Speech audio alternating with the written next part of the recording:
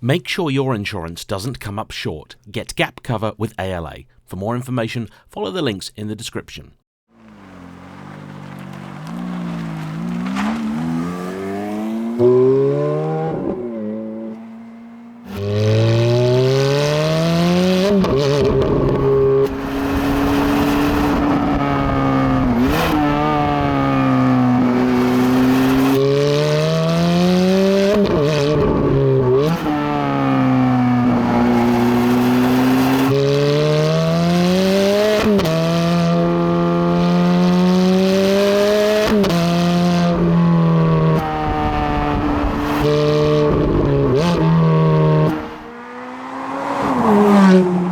Hello everybody. £100,000 sounds like an awful lot of money, and that's because it is, but in the world of the performance car, it no longer goes anywhere near as far as it used to.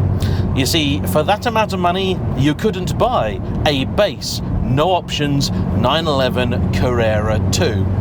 But for your £100,000, you could also have this, a Ferrari F430, a true-blooded Italian supercar, with all that brings, both good and bad, and with it you'd get 25 grand of change too.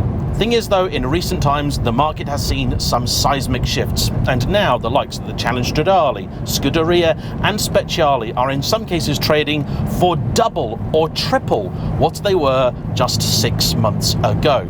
This of course has had an effect on the base models, and so, though today this car looks like a relative bargain, it might not be that way for long. This then feels like the perfect time to revisit what I think is one of the most underrated cars Ferrari ever made, the F430. Enjoy.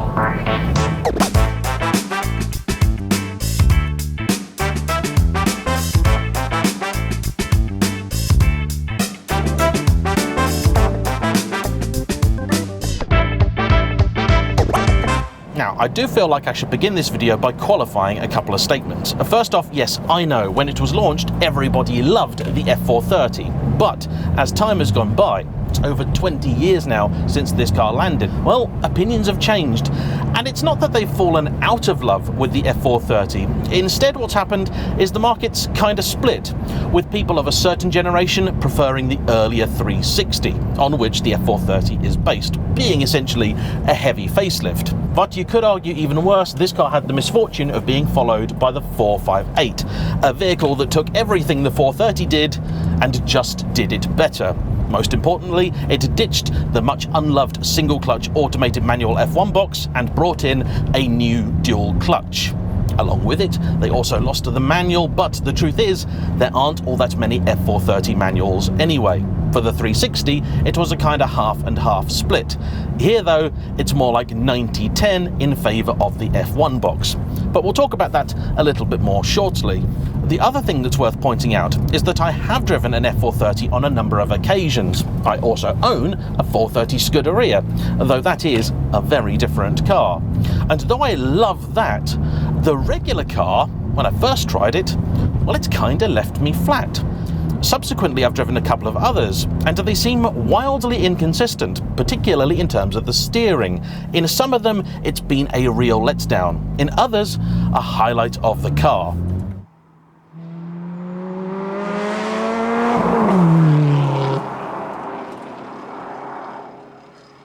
Here we have a 2008 car brought to me by the lovely Chris, who watched my videos on the Ferrari and thought, you know what, he's been promising himself to buy one for ages, sod it, let's do it. Although, as you'll find out soon, it didn't go all that well. Whoops. And, barring a few bits of essential maintenance, this is an entirely standard car. And I have to say, it's a reminder of just how much the F430 does right. Now, I've got to be honest here, though I do own a 430, I will say the 360 is just the much better looking car. It's also better sounding. And when it comes to Ferraris, both those things, well, they count for a lot.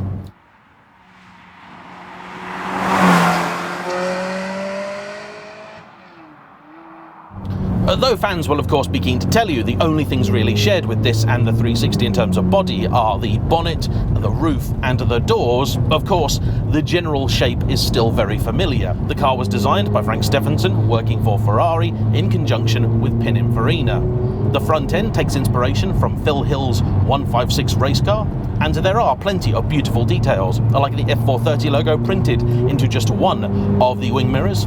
At the back you can see a now larger diffuser, a result of Ferrari's continued pursuit of aerodynamic efficiency. And here the car produces near 300 kilos of downforce at 186 miles an hour.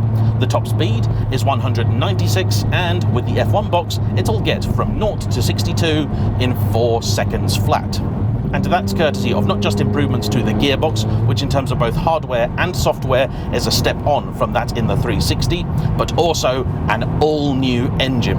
It is 4.3 litres in displacement, from which the car gets its name, and it has a 4 valve per cylinder head, as opposed to the outgoing 5 valve per cylinder.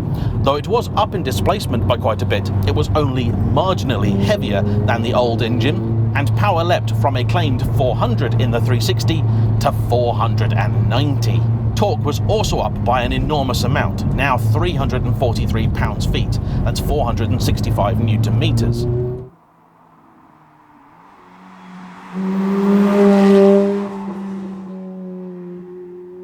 As should always be the case with a Ferrari 2, open the door and you are greeted with a beautiful interior. Though still in many cases familiar to 360 owners, they made a lot of improvements. The dash is probably the most similar piece, though they got rid of all of the aluminium stuff around it. A great idea that just didn't look good in practice. The dials though are nice and easy to read, dominated by a great big rev counter in the middle, here in yellow. The hideous little lever for reverse was also replaced with the little R button down here. Below that you've then got one for automatic mode. You press that as soon as you get into the car because it's not very good. And below that, launch control, which you don't touch unless it's a press car because it'll mince the clutch. As you can see, I am cocooned here in a selection of beautiful leather, creamer to be specific, with contrast Nero stitching. Very, very nice. Although I have to say, I'm not the biggest fan of these seats. They're very comfortable and supportive, but they do sit you just a bit too high. For me, in the 360 and the 430, buckets are an essential. Sadly though, quite rare to find, as are the Comfort manual seats, most people opting for these, the Comfort Electric. And one of the other big things to note about the F430, which in the context of buying one today is rather handy, is the fact, though options did exist for this, they were quite limited, and they certainly weren't essential. And they would have included things like a leather-lined rear firewall, different types of stitching in here, different colours for the leather, you could have had Alcantara, there was a hi-fi upgrade, some carbon fibre stuff too, but the reality is, not many people actually spec'd that many options.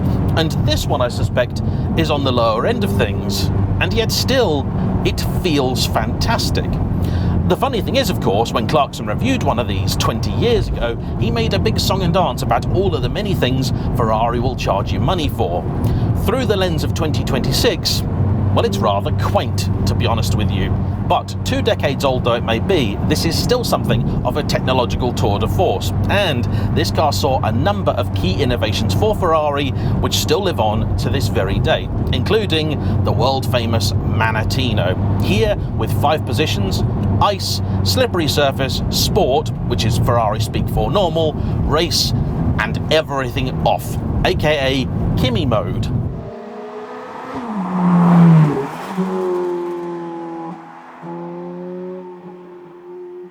Choosing these will then adjust the parameters for the engine, the gearbox, the suspension, the traction control, and the brand spanking new E-differential, Ferrari's first foray into an electronically controlled rear diff. And though by today's standards this stuff might seem rather ordinary, when it came out, it wasn't. And the fact is, Ferrari got this nearly perfect first time out. The only thing really missing here was the bumpy road mode, which actually made an appearance in the Scuderia, and that, in case somehow you've got this far and don't know, will set the suspension to its soft setting regardless of how you've got everything else. And this means you can drive along a road like this in a race mode, enjoying the fierce engine and gearbox, but without being rattled to death. Truth is though, Even without bumpy road mode, this is still a very comfortable, compliant and pleasant car. Here with a standard exhaust, driving along normally, very nice. Visibility is excellent. There's plenty of storage up the front. In here, it's a fabulous place to spend some time. And even in the little details, you could tell Ferrari were trying to make this a car you could use more day to day. I know it might sound silly, but to me, the best example of that is the boot switch. In a 360, it's in the middle, and you have to have the ignition on to open it. Very frustrating. In an F430, it's over here. It's the first switch you get to if you open the door, and the ignition doesn't need to be on. Would have still preferred it if they put it on the damn key, but hey-ho, one step at a time, Ferrari. The F1 box too is much better behaved than that which came before. Ignore the beeping, by the way. That's not telling me it's got parking sensors. That's just telling me I'm in reverse. In the old 355 and 360, you could feel the car really using the clutch a lot. Here, it's a bit keener with its engagement, and so the whole thing just feels that much nicer. If you want the absolute smoothest shift at low speeds, yes, you can lift off a little bit, but sometimes it feels better to just let the car do its own thing. These paddles are tiny by today's standards, although the fuel tank is not.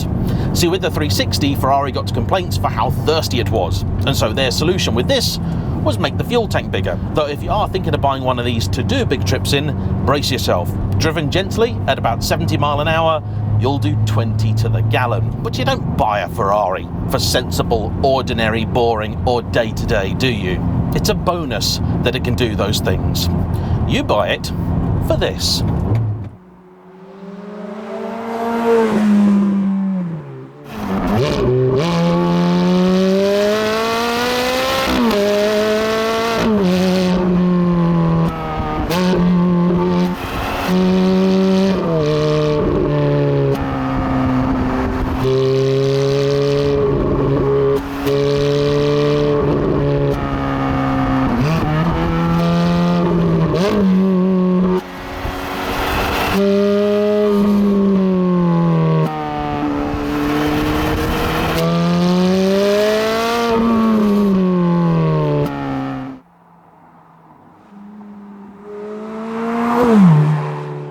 Now we somehow live in an age where 500 horsepower, or near as damn it, just doesn't sound like that much anymore.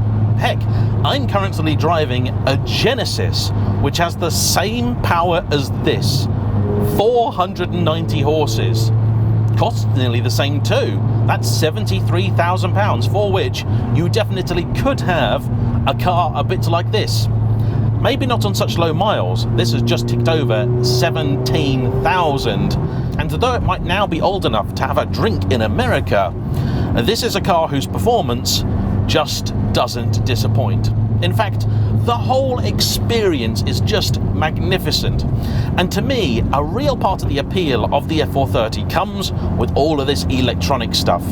You see, this to me is about the first generation of Ferrari whereby you can have some fun with it and know if things go wrong, it has got your back. Now, that's not to say you can disrespect the car and expect to get away with it.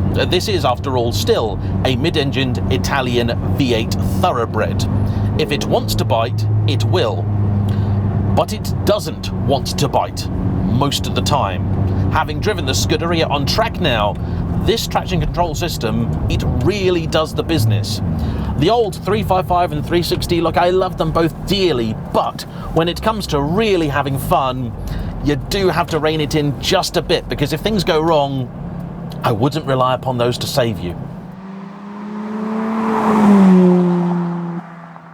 But the truth is, with the weather decent as it is and relatively fresh Pirelli tyres, not my favourite, but they'll do, 2.25 wide at the front and 2.85 wide at the back, should you wonder, both wrapped around 19-inch rims. Grip is fine, and the performance of this engine is staggering. You've got a window of usable, proper power all the way from 3 to 8,500 RPM. It is a heavier car than the old 360, weighing in now at about 1.5 tons, but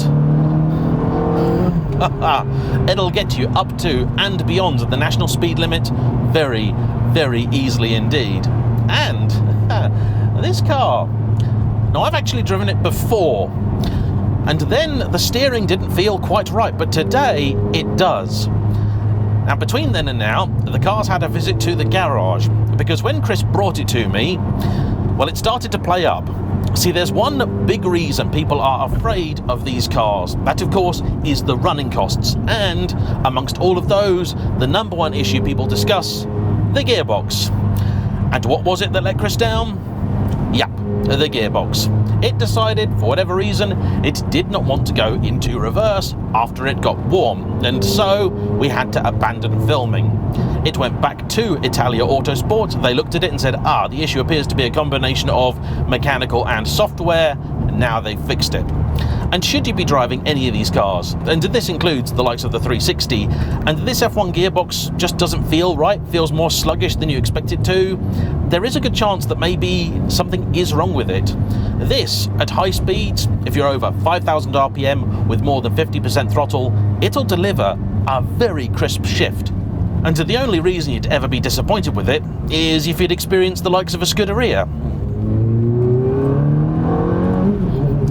Now, once upon a time, to get into one of those, you had to take one of these and add £100,000. Today, it looks more like one of these and £300,000. And that's a difference I just can't justify, because this is brilliant. That view out the front is sensational, the power intoxicating. I'm not the biggest fan of the noise. I think it's a bit of a racket compared to that sonorous shriek of the old 360. And sure, things might go wrong. In fact, no, things will go wrong. It's a 20-year-old Ferrari, and it does come from an era that's very much transitional. So they were making real progress compared with the cars of old, but they still had a lot to learn. From today's perspective, though, what you wind up with is a car that's relatively simple.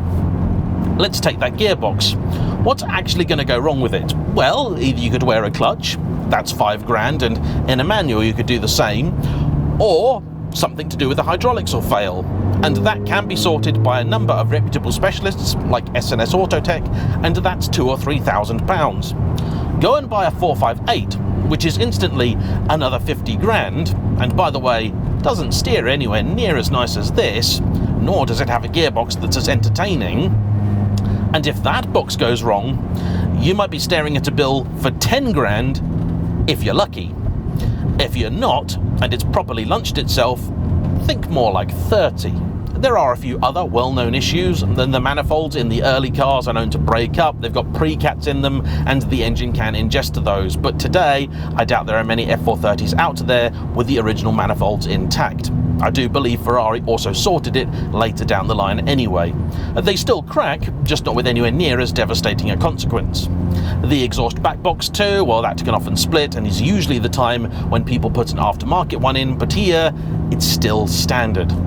And I like that a lot.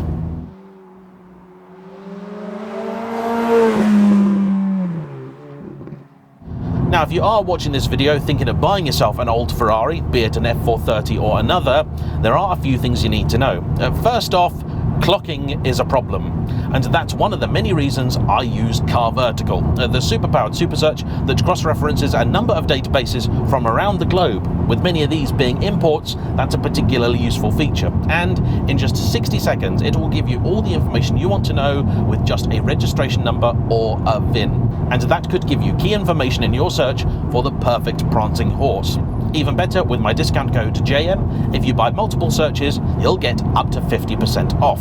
Before you even do that though, just do your basic searches. An MOT history check for UK cars. That alone will tell you a lot. And sometimes things that might be worrisome with other cars aren't here. So if for whatever reason the car has gone a few years without an MOT, provided the mileage hasn't gone up massively in that time, that's normal. Very often they will sit around. Try and avoid buying cars that have done that. These often are problem children. If you are going to buy privately, as Chris did, make sure to get a pre-purchase inspection. Heck, if you're buying from a dealer that doesn't know these cars inside out, do one anyway. It might feel like it costs a lot, at £400 or £500, but trust me, it's worth it. And if you want some advice as to where to go, I recommend Exotic and Supercar down in Southampton. They've been looking after my fleet for a little while now, and I have to say, they're very good people. By and large though, when it comes to these cars, just trust your gut. They do not suffer poor ownership very well. So if you're looking at a car which you're told is very, very well cared for, and it's got scratches, dents, dings, worn leather, all that sort of stuff, and doesn't sound right, walk away. There is no lift, so things like multi-storey car parks are still a bit of an issue, but the styling at the front means it's got more clearance than you might expect.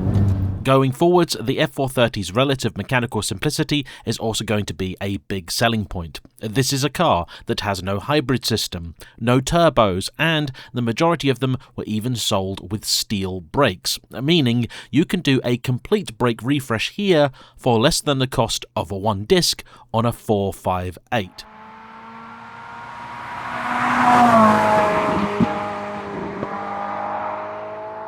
These cars are also infamous for their appetite for ball joints, bushings and other suspension related components, and so if you're driving a car and you hear a knocking, there's a good chance that's what it is. Budget anywhere from 500 or 600 quid up to about 4 or 5 grand for a complete suspension refresh. But happily, there are uprated aftermarket parts out there that when fitted should cure the problem for a very long time. And look, the last couple of weeks I've been driving around £2,000 worth of Porsche Boxster, and that's brilliant. It's an honestly fantastic car. Still got superb steering, makes a great noise too, though with an aftermarket exhaust, and it's a fine thing on both road and track. This has double the power. It's still fun, but it's exotic. Everything about it just oozes special, and they are still a lot easier to live with than, say, a 360. The parts availability, if nothing else, is much better. And sure, there'll always be those out there who demand a manual or nothing at all. And for that, you're going to pay a £40,000 or £50,000 premium. Now in a 360, I'd always have the manual, if for no other reason than the F1 box just wasn't that good. But here it is. And with this amount of performance on tap, you really do start entering that realm whereby the paddle shift just makes sense. This too is still a very analog feeling gearbox. You have to work with it. But if you do that, it'll reward you. It's so much more engaging than a 458. Even the driving position is completely different. Here, the glass, it's right in front of you, old school 911 style. In a 458, you feel like you're sat 2 feet further back in the car. And though if you made me pick a car to simply park in my garage and look at, I'd still choose the 360. The F430, well, it's just better. And at this kind of money, for which you could buy a Cayman GT4, a BMW M2, or a Mustang, the fact you can still buy one of these, well, it almost feels like a no-brainer. And so, with that being said, I want to say a big thank you to Chris for bringing it out twice, to you for watching. Don't forget to hit the like button down below, comment, subscribe if you haven't already, and I'll see you for the next one. Bye-bye.